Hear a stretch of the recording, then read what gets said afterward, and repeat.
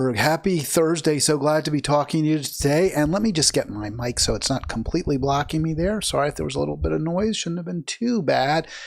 And yeah, you still see that arm there. Well, hey, this is my studio. It's the best I got. Hope you'll call me today. Haven't been getting calls. I always complain. I whine about that, whatever. I just want to talk to you. That's why I do this. I mean, it's really what sets this program apart. I say that a lot. I think it's true. We take calls. We talk to you. I talk to you. I want to hear what you have to say, and you may convince me. I think there's no question. If you go back over some of the calls I've taken, I'm certainly open to views that are different than my own. Phone number 240, the ones that I've been presenting, 240-242-5646. If I ultimately find your views compelling, I'll change my mind. I mean, I'm not just open to them. I want to be right. That's my goal here, is to be right. And if the evidence doesn't support a view that I express, well, then I got to change it. If I want to be right, I got to change the view so that it is right. And the way to do that, of course, is to listen to other folks and hear what you have to say. 240-242-5646. We talked about, could you call it Super Tuesday? I put a question mark there yesterday. Not maybe so super. Had to put off a little bit some of the stories covering Israel and the claims of sexual violence by Hamas that have really just been falling apart. I have touched on these, but I want to just go back to it, especially in light of a new report, relatively new, came out, was it over the weekend maybe? Kind of a gift of the gods for the New York Times. It seemed the timing was so fortuitous, and not just fortuitous. I mean, it certainly was timely. It came at a moment which was relevant, obviously, to the conversation for the New York Times, which is under tremendous fire for its, well, as the Nation even calls it, discredited article about Hamas and rape, but not just timely, but fortunate, not just fortuitous, but really fortunate for the New York Times, because it seemed to corroborate what they've been saying, that there was, in fact, several instances of sexual assault and rapes by Hamas on October 7th. But if you read that article, or rather, if you read the investigatory report published by the UN relatively closely, you'll see there's a lot less there than may meet the eye. I'm going to go through it for you. But before we get to that, I just want to sort of set the table for it. Also, let you know that in the second half of the program, I'll be talking about what I think is a pretty egregious example of woke-washing by Johns Hopkins University. It's a nonprofit medical institution, Johns Hopkins Medical, which includes, of course, the extraordinarily prestigious university up there in Baltimore, which has, by the way, a great college lacrosse team, but also one of the world's most renowned hospitals.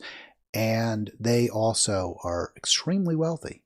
They pay very high salaries to their executives, and I think they want to keep paying them. And that's one of the reasons that they promote a very divisive worldview, in my opinion. And we'll get to that a little later in the program. Just want you to know about it. So let's just set the table, though, real quick. So the Nation, and I believe I gave you this previously, but I want to just revisit it. They call the New York Times article discredited when it talked about Hamas and rape. But there was one section of it, there was one quote I really want to share with you because it jumped out at me, and I want to address this head on. What the Nation notes, and let me just see. Let me just put it up there. So they're responding to an article by The Intercept, and there was another one out, which we're going to talk about as well, which again puts even more holes, which came out after the Nation article that we're quoting here, more holes in the New York Times reportage. But what the Nation is saying, oh yeah, there's a lot of nuance and adherence to rules. And so we want you to understand, says the Nation, we're not doubting, we're not questioning whether there were individual acts of sexual assault on October 7th. And of course, I like the way they say may have occurred. So they are questioning it because they're saying, well, we don't know. They may have occurred. We're not saying they didn't occur. Of course, you can't prove a negative. There may well have been individual acts by Hamas terrorists of sexual assault on October 7th. That's true. There may well have been. The important question is, were there any where evidence has been adduced to support the claim? It's not that there might have been or might not have been. It's whether there's any evidence to support the claim, any credible evidence, any evidence that you could rely on in a court proceeding to support the allegations that Israel has been making. That's the question, and I'm going to address that because so far we'll try to answer it. But even where the nation says, "Well, we're not questioning whether they may have occurred," right? Because we don't know; they may or may not have occurred. We don't the evidence, is there evidence that they occurred? Is the question, and they then seem to assume yes, there were sexual assaults because they say that. They are establishing that the attacks against women were not isolated events. So the nation's saying, yeah, there were attacks, but we don't know if they were isolated, right? The New York Times says they're not isolated. The New York Times says they're part of a broader pattern of gender-based violence. But the nation is saying, well, they might have just been isolated. I'm going further. I'm saying, were there? Can we conclude with any degree of confidence that any specific sexual assaults occurred? That's the question I'm going to try to answer based on the evidence that we have right now. So let's get to it. And I think you can tell just by my seeming skepticism that maybe we can't. I mean, look, rape and sexual assaults are absolutely weapons of war. In fact, one of the reasons that men have been, cajoled into going, to try to kill people in another tribe or across the river or what have you, ride against a city, risk all manner of parade of horribles is because they've been promised often that they'll get the women and girls who are, the spoils of war. So this is kind of like a reward, right? That has been lured in front of men who might otherwise be like, what? I don't want to go get shot. I don't want to have an arrow in my heart. I don't want to have somebody take an axe and put it between my eyes. But, I get to have sex with all these women on the other side. And then, why not? So that's sort of the argument that often leaders will, dangle in front of men to get them to go out and kill people. Or risk their own lives, right? So, of course, yes, sexual assault, sexual violence is always a weapon of war. I think after the Russians conquered Berlin, you should read the story, which is absolutely horrific. Virtually every woman and girl between the ages of 8 and 80, and this is no exaggeration. Read, I think it's called A Reporter in Berlin or A Woman in Berlin, something of that nature. I can't remember now. Virtually every, at least post-adolescent girl up until older women were sexually assaulted by Russian soldiers. So there's no question that this happens. It's horrible. It's horrific. There's no doubt. But the question of whether it happened in this particular case is a different one. Is it there? Is there there? The argument I made from the beginning was I'm skeptical because these Hamas terrorists were in the midst of an action and they were themselves at grave risk of getting shot by the Israeli police and Israeli defense forces. They wanted to get in, kill a lot of people, take hostages and leave. That was their goal. So, raping and sexually assaulting people isn't really consistent with that goal. In fact, it's completely antithetical to it. So what's the evidence? The Intercept just came out a few days ago. One of the two sites where the New York Times identified victims of rape during the October 7 Hamas attack was this kibbutz Be'eri. And so the Intercept went to that kibbutz and spoke to a spokesperson about the two girls because they were both, I believe, under 18. who were allegedly, according to the New York Times, sexually abused or raped. They're killed. They were murdered. It's awful. Their deaths are horrific. But the New York Times amplifies the claim by Israel that they were raped because Israel is trying desperately to dehumanize everyone in Gaza. They're trying desperately to make you hate Gazans, to react so negatively, so viscerally to the idea of Gazans that you will overlook the fact that Israel's in the midst of massacring the entire nation, the entire region, wiping it off the face of the earth. They've killed 30,000 plus people already, bombing civilians, bombing hospitals, bombing residential buildings, shooting people who come begging for, some bread and flour. So what can we do? How can we stop people from having sympathy for them? Well, let's say that they were not just they have a terrorist organization that is, in charge, but that terrorist organization is raping corpses and girls and shooting people in their vaginas and doing all manner of the most repulsive things. If we tell people that, maybe they'll be like, oh, well, go ahead, Israel, do whatever you have. We can. At least they'll say, well, we understand why Israel's reacting. They're seeing red. So that's the purpose of Israel, to spread this. These stories, true or false? And are they true? Is there evidence to support them? The New York Times said, yes, there is. Well, the kibbutz spokesperson from Kibbutz Be'eri said, no, it's not true. Sorry, it's not true, said the kibbutz spokesperson. And he wasn't saying it because of any love for Hamas, because he has some sympathy whatsoever. It's just, well, it's not true. So, let's get into it a little bit more, because it's very, very instructive. What the spokesperson said, 2 of those 3 victims were not, in fact, the victims of sexual assault. And it gets, there's more specifics as to what, and then just, this is just very clear.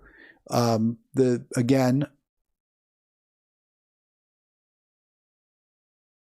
Intercept making it very clear that the spokesperson, Michael Pakin's rejection of their reporting undermines the credibility of that story.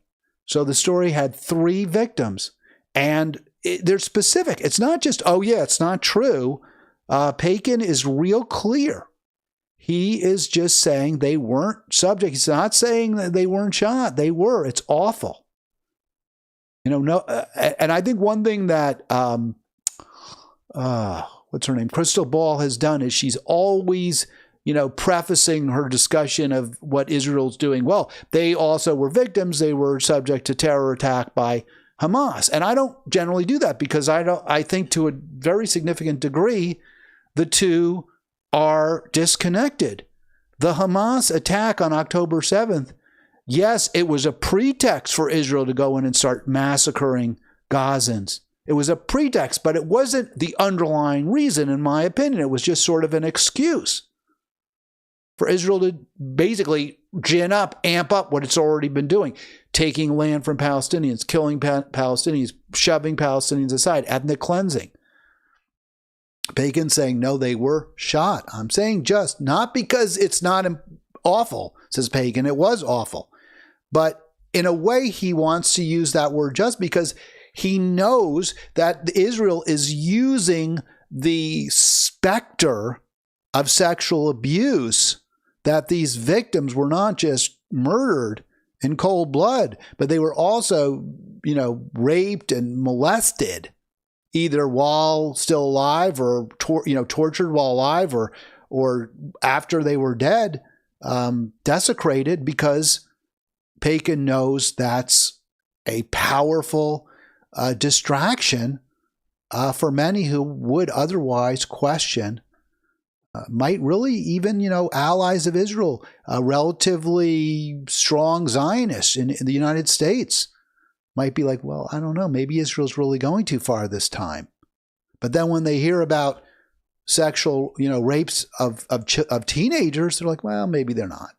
And I saw this firsthand. I had a conversation with family members over the Thanksgiving holiday. And I tried desperately to get them to have some sympathy for the Palestinian victims. And there was sympathy. Not a whole lot, but some. And then I was like, well, but look, the New York Times is telling us on November 28th about how Hamas weaponized sexual violence. And kind of that sympathy completely evaporated. So the Times piece did its dirty work. It gave Israel more breathing space to kill more Palestinians, more Gazans. Horrible.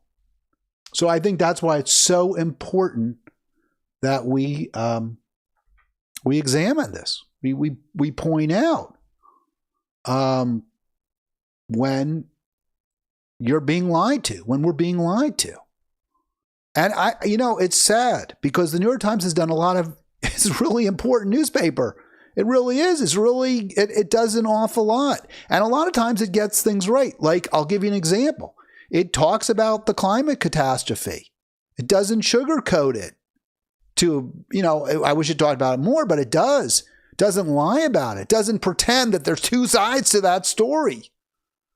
But because it gets other things, clearly wrong, it's biased in support of the Democratic elites, the Democratic establishment. It's biased in support of Israel. It's biased in support of endless war because that's clear, because it's clearly corrupt in those areas.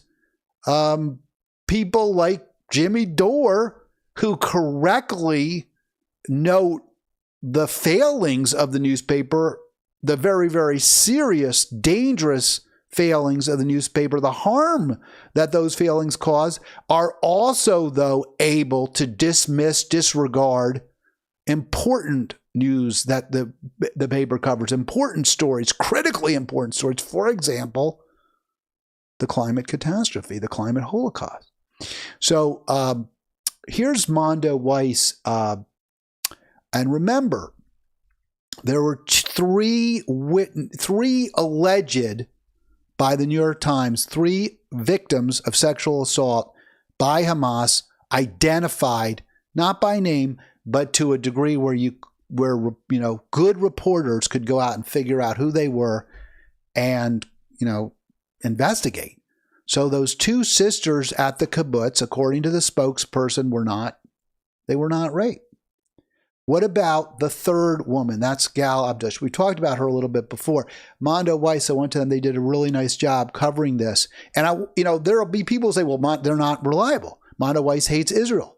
Mondo Weiss has it in for Israel. So therefore, you can't believe what they say. Here's the problem. No one's questioned the accuracy of the Mondo Weiss story. No one said, oh, no, it's not true what they're reporting. This was back in January that this was reported. And it's been followed up. And the family itself of Gal Abdush, who was murdered by Hamas, has confirmed, yes, we aren't aware that she was raped. We don't know where that came from. We don't know why the New York Times said it. It's not true. And actually, they did to a degree say, well, we know why, because we were told by Israel that this was important for propaganda purposes. They had a word, I forget what it is. I don't really know, some sort of this is to help present our case for why we're doing what we're doing in Gaza and push back against the negative coverage. So that's why you need to tell people that your daughter, your sister, was in fact raped. But again, from Mondo Weiss, the rape of Gal Abdush is a very important part of that story, along with the two girls from the kibbutz. And the family says no, that it didn't happen. And I mean, so where is there evidence, right? Because so far we don't have any, right? The 2 that the New York Times cited from the kibbutz, not raped. The woman, Gal Abdush, not raped, according to her family. So where is the evidence? And where is there evidence that the attacks against women were not isolated events, but part of a broader based pattern of gender-based violence. In fact, where's the evidence that there were any even isolated attacks, which the nation says, well, we're not questioning that. We're not questioning that according to the nation. Well, why aren't you questioning it? Where's your evidence that anybody was raped by Hamas on October 7th? I mean, where is it? The UN says that they have reasonable grounds. We're going to go into that in a minute. According to Gal Abdush's sister, she says, okay, yes, there was a picture and it's not pretty. It's awful. Like her dress is up. But why was it up? It's obvious that it was up because they threw a grenade in the car. So they weren't able, they didn't rape her because they threw a grenade. That's how she was killed. And she says, look, she doesn't like Hamas. She hates Hamas. I understand that. I'm not justifying what they did, she says. They're animals. She uses that term. They raped and beheaded people, but it's not true in my sister's case. And she doesn't have examples of rape either. She doesn't say, well, this person was, but she's just listening to the Israeli propaganda. And she even makes the point, which I've often made, this is a military, it's a crime, it's an action where there's very limited time. And you're not going to, be recreating with sexual acts in the midst of a crime. And as the sister even says, it doesn't make any sense that in 4 minutes they raped her, slaughtered her, and burned her. So the New York Times identifies 3 examples in its story of females being raped by Hamas. And they're all blown to bits. They're all without foundation. But of course, it stands by its reporting anyway. It doesn't provide any further details why. It just stands by its reporting. There's CNN. And so under that circumstance, it really was a gift from the gods. I used that expression before. By the way, do give me a call. I'd love to talk to you. 240-242-5646 about what we, if anything, we can do about this complete failure by the newspaper of record. And there's really, I mean, we have to just look to alternatives. But no, there's no other media that's as comprehensive, that provides nearly as much information in one space. And by the way, has, probably a pretty good track record over time. I mean, they're a hell of a lot more credible than, say, MSNBC, right? Or CNN or Fox.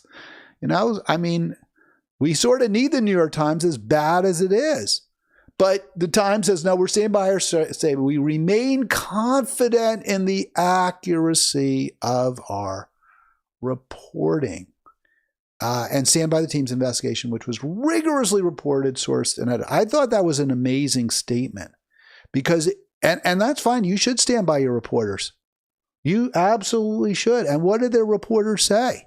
The reporter said, Anat Schwartz, who also, she liked, really ugly Twitter posts that, called for basically the elimination of Gaza. So they're saying we're standing by her reportage. And we don't like some of the way she likes certain things on social media, but in the end, we stand by what she reported and what she found. We believe it's credible. So, okay, what exactly did she find? When she was ultimately interviewed, she said she actually did a lot of work. She did good underlying investigatory work. She called all these Israeli hospitals. It's a tiny little country. So she called 11 hospitals that treat victims of sexual violence. And at those hospitals, no one had met a victim of sexual assault. So again, are you standing by that finding, New York Times? Or are you standing by what you reported, which was that there was widespread sexualized weaponization of violence? by Hamas. Which is it? Your reporter couldn't find one emergency room witness to say, yeah. But, you could say, well, they were all dead. That's why there's no one in an emergency room, because everybody's dead, which is gruesome, horrific, but plausible. So it is. Although, well, it is plausible. I don't want to say it isn't. It was a massacre on October 7th. But does the evidence support that claim? Okay, well, there's no live victims, but there might be dead ones. Anat Schwartz calls manager of sexual assault hotline. She said no reports of sexual violence. She said she pressed for specific cases. Did anyone call you? Did you hear anything? How could it be that you didn't? She got nothing. So there's bupkis at this point. And that's the extent of, and then she talked to the family, Gallup Dush's family. And she said, hey, I've only got, she didn't even talk to them. She got some other witness to say that, her dress was up. And apparently they had some very shadowy source. It wasn't the family of Gallup Dush, some shadowy source from the Israeli Defense Force, some propagandist who was not even on the site. So where's your evidence?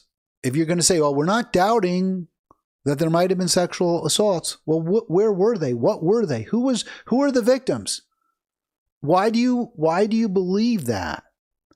And at the point where the New York Times was really in a lot of, really feeling the heat from a variety of sources that were questioning their credibility, questioning whether they were, how bought and paid for by Israel were they? So a gift from the gods, and I hope you can read this, was this report by the Office of the Special Representative of the Secretary General on Sexual Violence and Conflict. And I just want to make a point that the author of the report said this is not investigative. This is not for prosecutorial purposes. We're not gathering evidence. We're just trying to understand what happened. Now, to me, I don't understand what that means.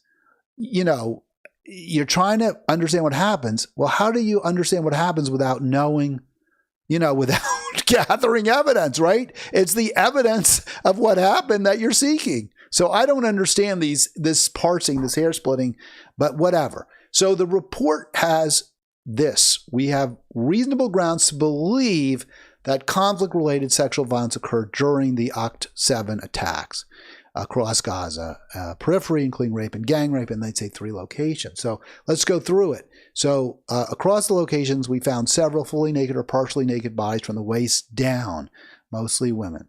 So I highlight that because it immediately struck me what Gallup Dush's sister said. Well, her dress was blown up because of the grenade, not because she had been raped. It was obvious. You could tell just by looking at the pictures. They're ugly. They're horrible to look at, but that's the way it is. So I was thinking about that. I was like, okay, now I'm not trying to cast aspersions or doubts on the UN. What I'm saying is if you're going to accuse the Hamas group or you're going to conclude that Israel's telling the truth, I think you have to understand that this is not real strong evidence. And they know it too. That's why they say reasonable grounds to believe, not conclusive, not clear and convincing. You read that some places, clear and convincing. That's not what they said. Reasonable grounds. And then there are a lot of caveats, a lot of ways that it was very hard, a lot of excuses. I hope you can read this. I think you can because I'm putting up as wide as I can in my feed here. But there are a lot of explanations for why it was so hard for them to get reliable evidence. And they include limited survivor and witness testimony, limited forensic, and we'll get into that a little bit more because it's not just limited, it's pretty much non-existent. Limited forensic evidence due to the large number of casualties and dispersed crime scenes. Now, to me, that's ridiculous. If you have a large number of casualties, you should have more forensic evidence, not less. Why would you have less forensic evidence if you have, 1,100 or so? I think they reduced down to about 1,100 the number of dead. And then there are a lot of injured. So the more victims you have, the more potential forensic evidence you have. The argument that it was limited because there were a large number of casualties is totally incredible, not credible.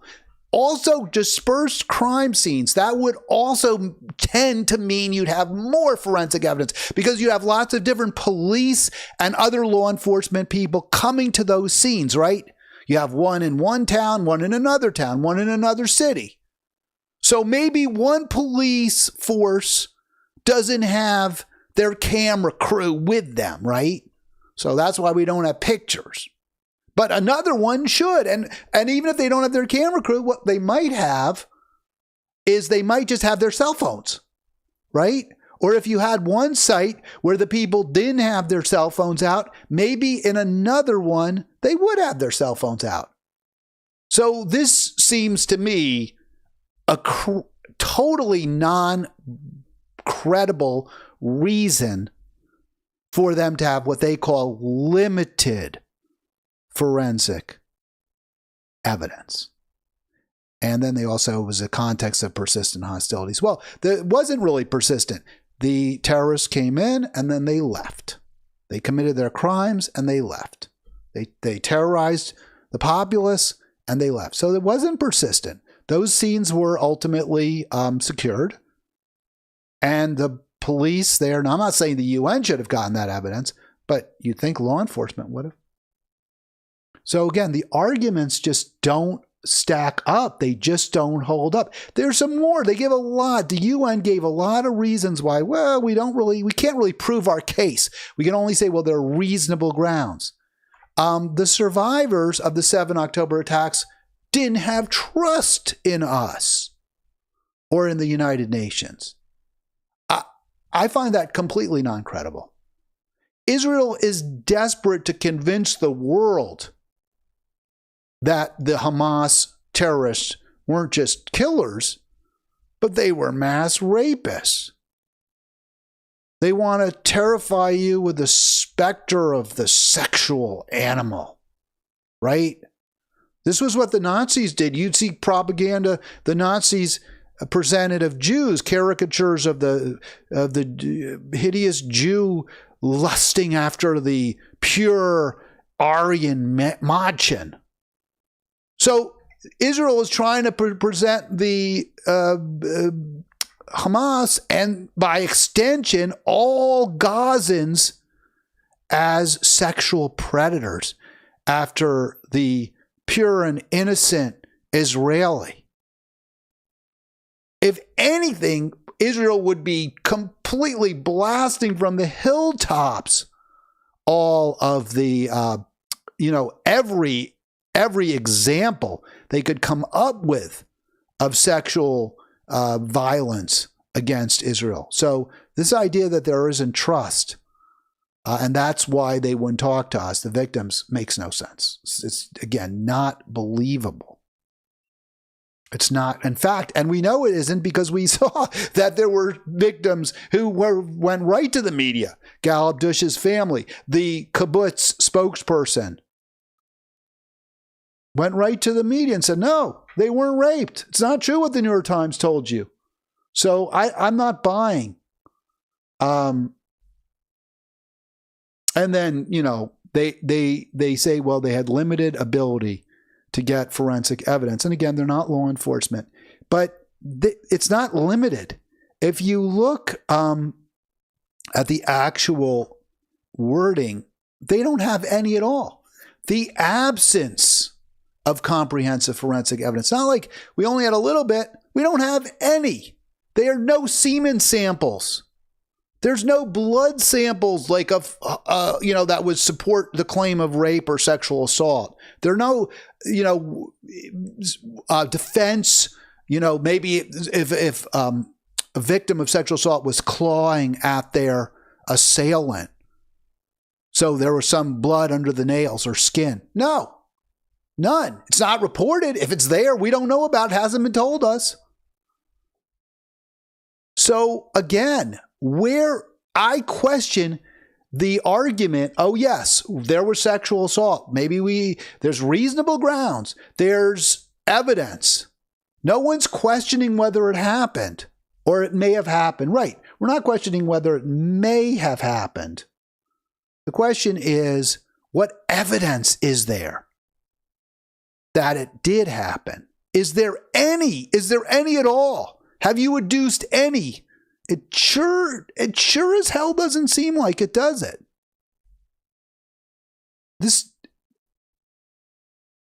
I mean, it's very upsetting to me. Again, and again, what you see, credible sources, credible information, and then other reported instances could not be verified. Again, dresses are up, skirts are up. But where's and it's all from credible sources, but it's not with photos. There's none. Because remember, there's no forensic evidence whatsoever. So you might say, well, there's not blood. There's no semen. There's not even photographs that they were able to use to confirm the sexual. There are photographs. You see dead bodies. You see blood. I'm not going to show them because it's horrible. I'm not denying it happened, that there was a massacre, a terrorist attack by Hamas. And I want them to be brought to justice, right? But that should be based on a crime having taken place, and the right crime. It shouldn't be based on we get to kill all sorts of totally innocent women, children, and men because we're bitter and angry because they sexually they used rape and sexual assault as a weapon when we have no evidence to support it. The mission team was not able to interview any survivors or victims. Any survivor victim. Not one.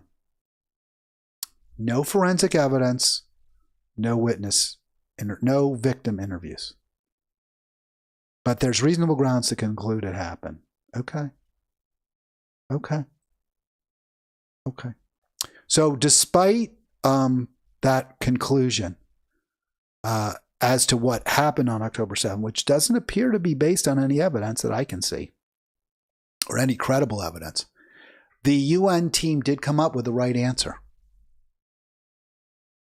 Despite all that, even if there was weaponization of sexual violence, you got to stop killing Gazans, Israel.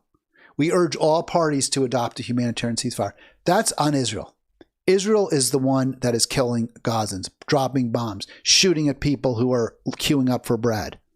Want a ceasefire? Go to Israel and tell them to have a ceasefire. All right. Got about 10, 15 minutes left. Well, no, I started late, right? 12:15 or so. I'm not sure how long I've been going. Let's get into this. I want to talk about Johns Hopkins. By the way, 240-242-5646. 240-242-5646. If you want to join me, would love to talk to you. Yeah, I'm not a fan of all the woke stuff. I'm just not. To me, we should judge people based on who they are. As people, as individuals, what they've achieved, what their aptitude is as a human being, not as a member of any particular group or identity group. Johns Hopkins Medicine doesn't agree with that.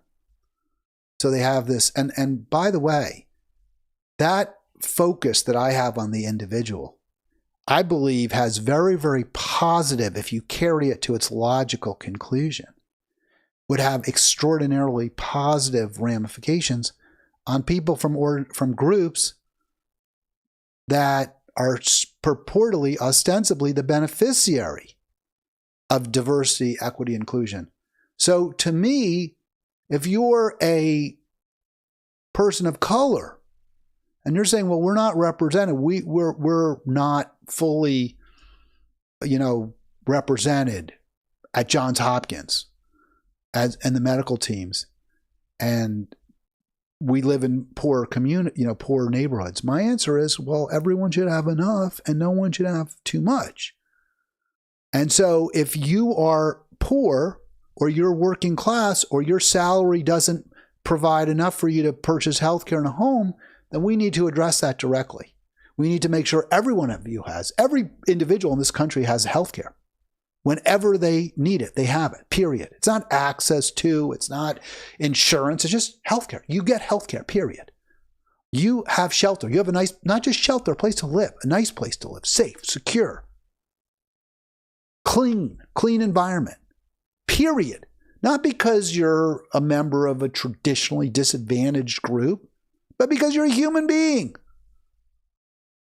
Apparently, Johns Hopkins doesn't agree, and they have this position, Chief Diversity Officer, and there you see her, Dr. Sharita Golden. Now, Dr. Sharita Golden is a doctor, obviously. She's a medical doctor, so don't feel too bad for her losing her job, although I have some sympathy for her. I don't like what she did. I think it was very ill-advised. I think it was very problematic, but maybe she shouldn't have lost her job for it. We'll get into that in a minute. But she still has a job as a doctor, I'm sure. I hope. I believe. I think she's a surgeon. I looked into that, but I don't have all the information. So she's obviously, impressive. But she sent out a very, very ill-advised, in my opinion, very mistaken communication to the Johns Hopkins staff. And this made it to the Baltimore Sun, I believe, or maybe to some conservative groups, and they spread it around. But bottom line is, in the January newsletter that her office sent out, the Diversity, Equity, and Inclusion Office, I'm not sure if they call it that. They call it Research Center's Diversity Office. Dr. Golden identified privilege as the word of the month, and she calls it a set of unearned benefits given to people who are white, heterosexual, cisgender, men, and Christians. So first, let me just put the first fish in the barrel I want to shoot is this idea that Christians are somehow privileged. I don't get that. I'm Jewish, right? And Jews are richer than Christians. We make more money. The average Jew makes more money and has more money than the average Christian. I believe, I didn't look this up, I do know that for a fact, I believe that the average Hindu also makes more money. I don't know if they have more. They may not be as wealthy because of intergenerational. They haven't built up as much intergenerational wealth. I believe the average Hindu is also wealthier than the average Christian. I believe that pretty strongly. So I'm not clear why Christians are considered the privileged group, the religion, when they don't even make that much compared to several other religions, or at least two other religions that I've just identified. So I don't get that. But even if, and I don't think Jews are privileged, although I think as a group, we have it better than other groups. But I wouldn't call Jews privileged because there's a lot of poor Jews. There are not as many per capita as there are among other groups, but there are many who are living, very hard lives. And they're not privileged. They don't have more than they should have. They don't have too much. Does Mark Zuckerberg, who's Jewish, have too much? Yes, he does. But, there are plenty who don't. They're not privileged. There are white people who are homeless. They're sleeping under bridges. There are white, straight, cisgender men who served our nation in the military who are now sleeping under bridges. I can't call them privileged. What benefit are they getting if it's unearned? It's very problematic. Now, she's a doctor. Is that how she determines whether someone deserves her care? Are they getting an unearned benefit? They shouldn't get, our care because from my hospital here, I have to treat someone else first. I don't understand that. Your job is to treat people who are sick, who are injured, who need care. I don't see why you're parsing them, your patients into these different groups. Some are privileged, some are more privileged than others, right? Like a straight, Muslim woman is less privileged than a white man, but more privileged than a gay woman. I mean, where is this going? Can we just treat people as they're people, like they're individuals? And I understand that hasn't happened in the past. I understand there's redlining and all manner of terrible policies. Worse, people killed, neighborhoods razed because it was politically palatable to do it because the people who lived there were black. Maybe they were Asian. I don't know what. There's gay areas that were, went through and police would, break windows, I suppose. So these things happen. This is part of our past. But those folks who were victims aren't the only victims. And some of them aren't victims anymore at all. So the solution should be to unite people who don't have enough, to bring them together, to say, okay, these are the things we want. These are the things we need. This is what we deserve because we're human beings. Not, well, they have this unearned benefit and I don't have it. If you don't have something you should have, then let's fight, all join together to fight to make sure you have it and everyone else does too. Whether it's healthcare, whether it's debt-free education, whether it's a secure home, whether it's interesting work where you have the opportunity to rise through the ranks. That's what we all should have. And not all of us do, regardless of what group we're in. So what she wrote was problematic and exceedingly so, I believe, for a somebody who's a doctor who's supposed to be a caregiver. And Dr. Golden did recognize that, and she sent out an apology, said her formulation was simplistic and poorly worded, and it was exclusionary and hurtful. Well, I don't know how hurtful it was. I mean, I'm not hurt by it, but it was definitely exclusionary. So it's good that she acknowledged that. And would I fire her for that? No, I don't think so. Let's have a conversation. I mean, I might not want to have that office at all, diversity, equity, and inclusion, but I wouldn't fire her for that. She's a scapegoat. She was kicked out because the leadership of the hospital was using her. She was a tool of their, for them, which is to promote a divisive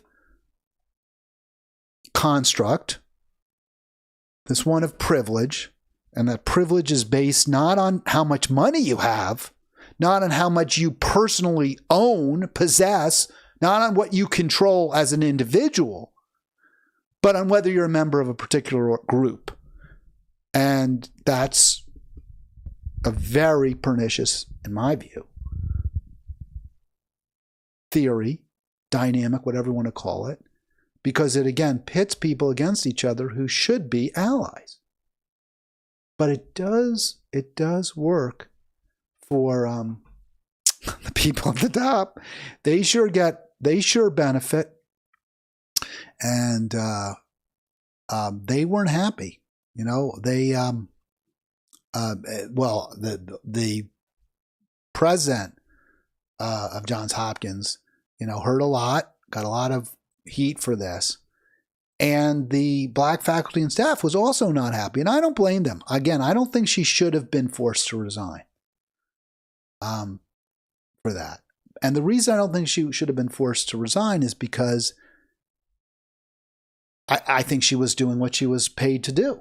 She was following direction.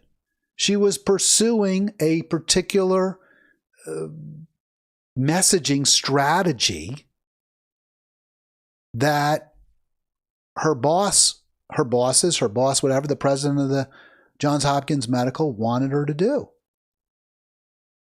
And yet now she's gone because people said, hey, because people rightly said, that's a terrible thing you wrote. It's ridiculous. It's wrong. That's not what doctors should be how you should be viewing your patients by virtue of whether they're a member of one group or another. That's not how you should be. That's not what a doctor should be doing. But again, she was basically following, in my view, what she was hired to do, which is to divide people, to pit them against each other based on color, sexual preference, sex, gender.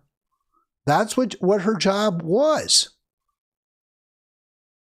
And not to identify the best people for the best possible surgeon, not to determine who would be the kindest, most professional nurse, but just to make sure that we had just the right number of people in each of these different identity groups.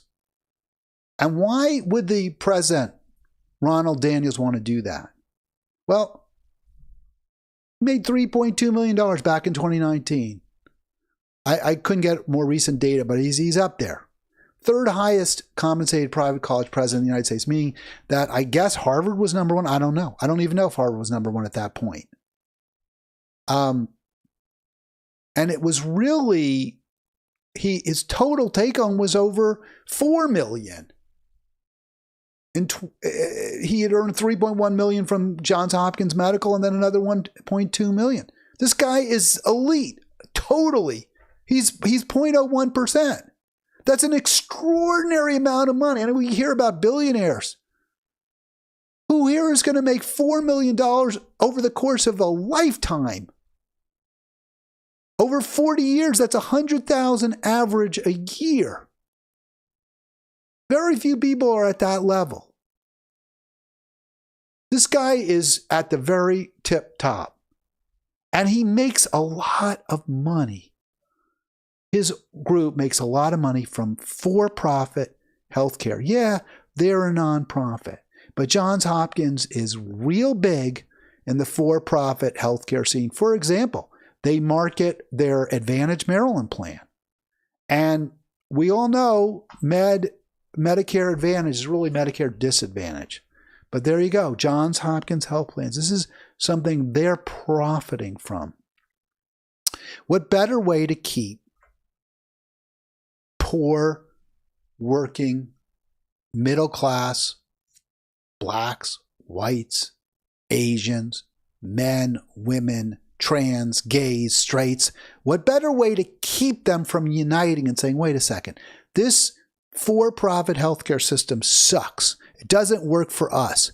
We are getting dunned. We are going bankrupt when we get sick. We can't find hospitals that will provide care for us. We want Medicare for all. What better way to stop that than to take all those groups and pit them against each other and say, well, you have so many privileges and you have fewer privileges than you do and you have more privileges than you.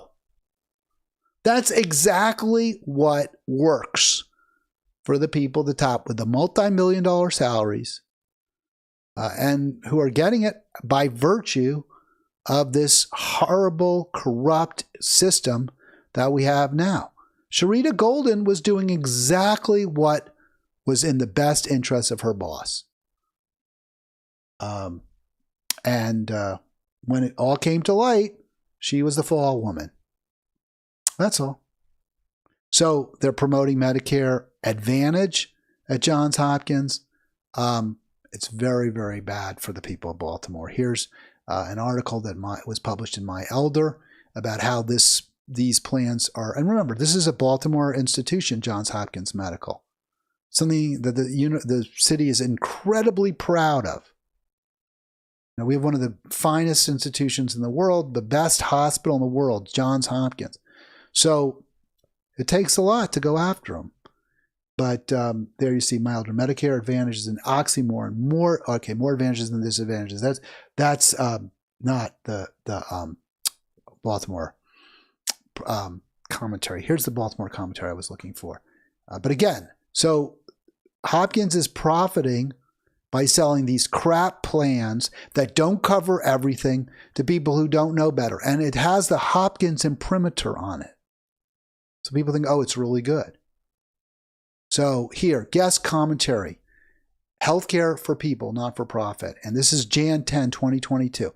What is Johns Hopkins doing? Why was this article written? What is the purpose? What was the complaint? What was the specific complaint by the candidate who wrote it? Tiffany Jones.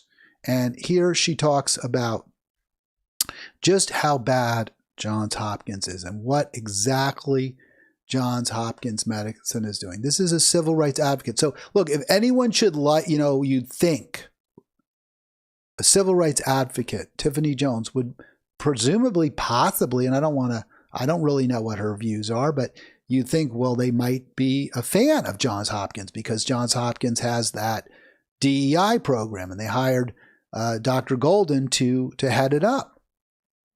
But Tiffany Jones, civil rights advocate and lifelong resident of Baltimore City, has huge problems with Hopkins. They cut off 6,000 people from their Hopkins Medicare Advantage plan. By the way, that's one of the big problems with that Medicare Advantage is that the provider can cut it off at any time, leave you high and dry.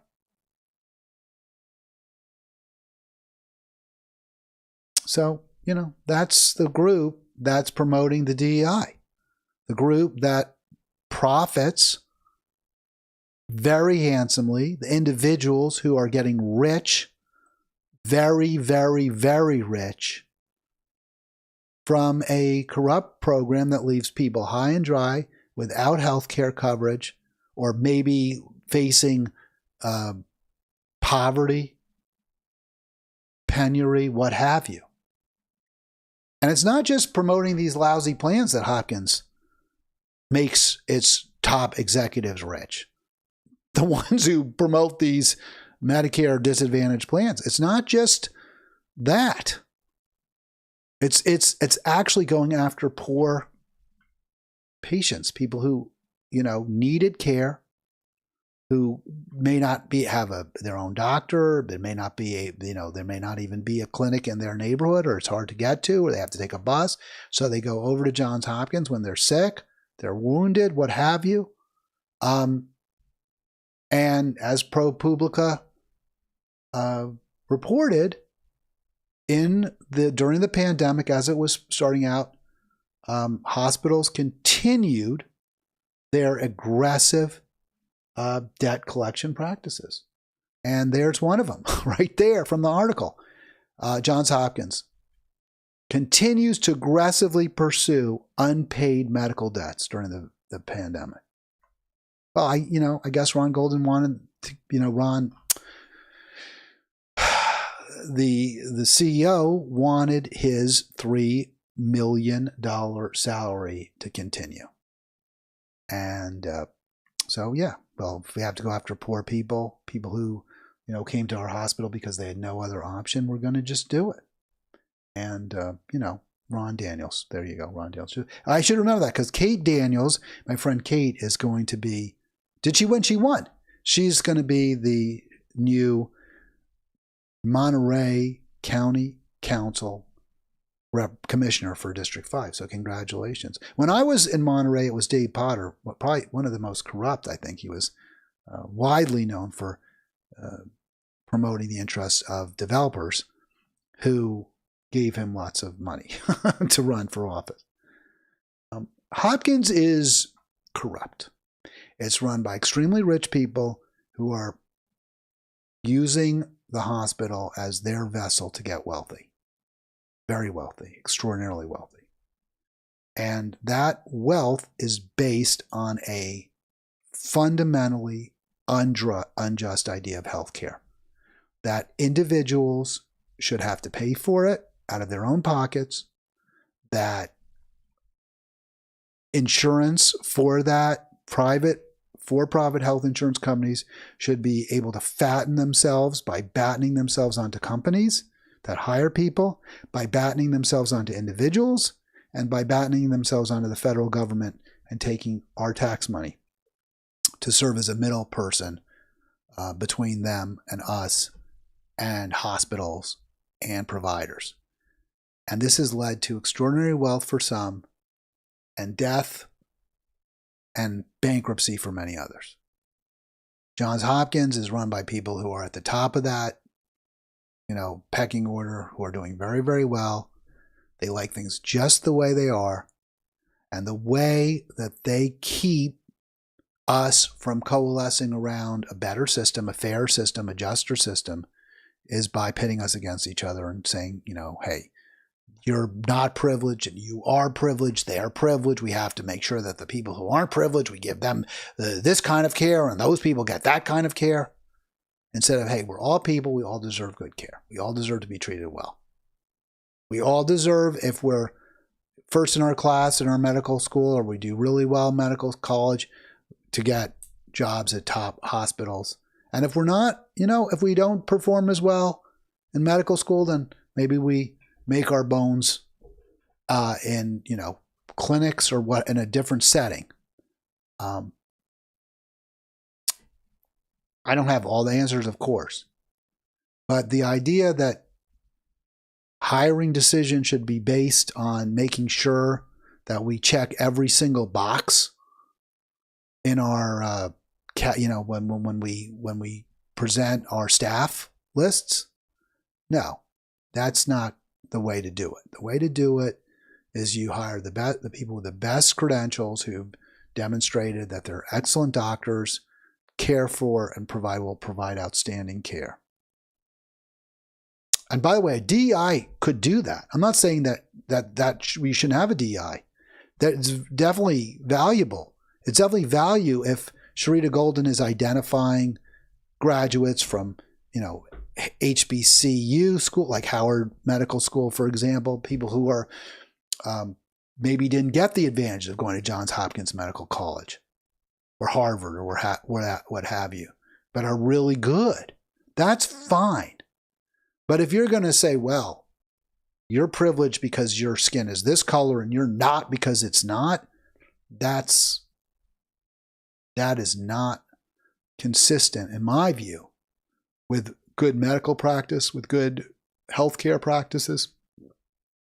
But it is consistent with the goals of those who want to keep their extremely cushy, extremely high-powered, high-paying for-profit positions in the for-profit healthcare industry. All right, that's going to do it for me.